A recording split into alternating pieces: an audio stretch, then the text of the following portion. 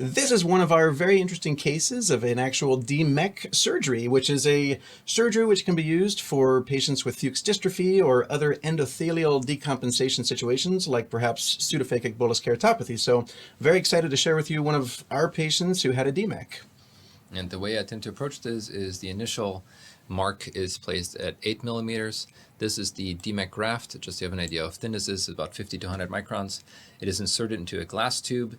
This is called a reverse Sinski, and it scores Descemet from the backside of the cornea. So this is looking through a window, and on the backside there's a little hook that goes around that creates a opening or a split between Descemet on this side and on the other side, and this is then pulled towards the center. So this has to be, I imagine, just incredibly fragile, thin tissue, and even the DMEK graft that we saw briefly there, it's very thin, especially compared to a DSEK.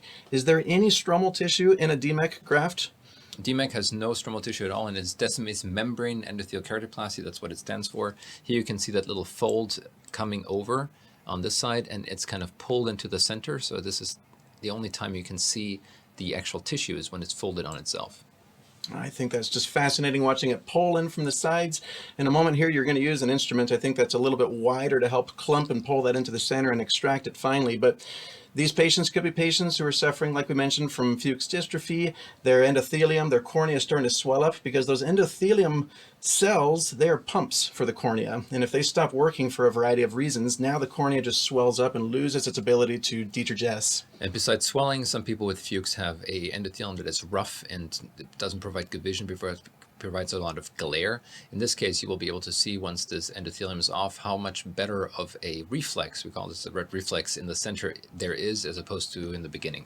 And that's it. Whew, just came out like that. Just that real thin tissue, and here it is. If you blink, you're going to miss it. The DMEK graft being placed into the anterior chamber. This is the most stressful part because I do not want the tissue to come back out. You can also see that I constructed the pupil with myostat, which acts almost instantaneously. The tissue is compressed here so it doesn't come out. The main wound is closed with a 10-on-nylon suture. You can see a little bit of blood here, and that is from the iridotomies that I created to prevent pupillary block when I place gas, which you'll see at the end. It seems you wasted no time putting that stitch in there. Is there a concern if you don't put a stitch there that graft can actually get expulsed out of the anterior chamber? Yes, so usually the instructions to my technician is graft goes in, give me a suture, just so I do not forget. And then all this manipulation is done from outside of the eye. It's all on the surface of the cornea there, trying to flatten and smooth it out. And since this tissue is so thin, there's a little mark over here that tells you which orientation is correct. It's an asymmetric punch mark that tells me which side is up and which side is down. Since the endothelium is only in one side of the DMEK scroll, and this DMEK scroll tends to roll up with the endothelium on the outside. Thus, unfolding it in any direction wouldn't work.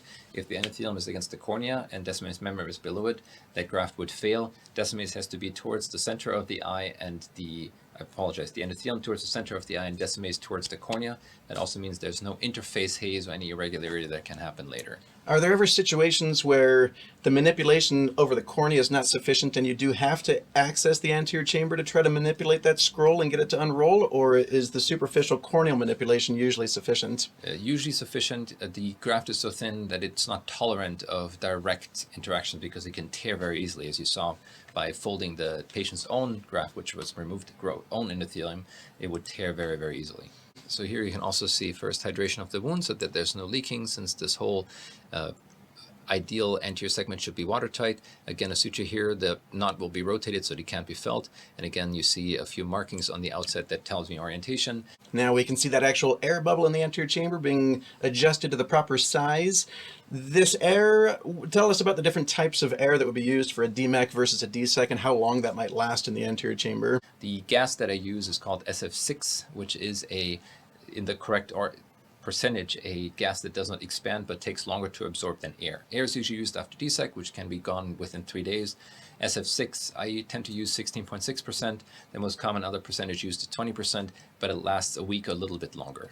And depending on the size of that bubble, we've had some patients come for a one-day post-op and their vision is very poor, but that's because the bubble is so large that they're viewing through an actual air bubble, which completely disrupts the refraction through the pupil. So It's cause for concern, but not a serious cause for alarm, because it's expected that they will not see through that air bubble until it's shrunk to a smaller size at the top of the anterior chamber. Correct, and also very important that they inform our students of that before they walk into the room, because otherwise they would see hand motion vision expecting a cataract patient and are very alarmed, versus this is very expected in a post-DMEK patient.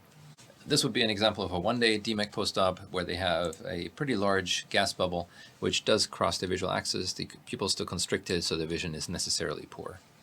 And that would be fairly typical post-DMEK, and also post-DSEK, you would see a bubble as well. Correct, and this graft is so fine that those little folds you see, yes, they're present, but they will not be visible at about a week.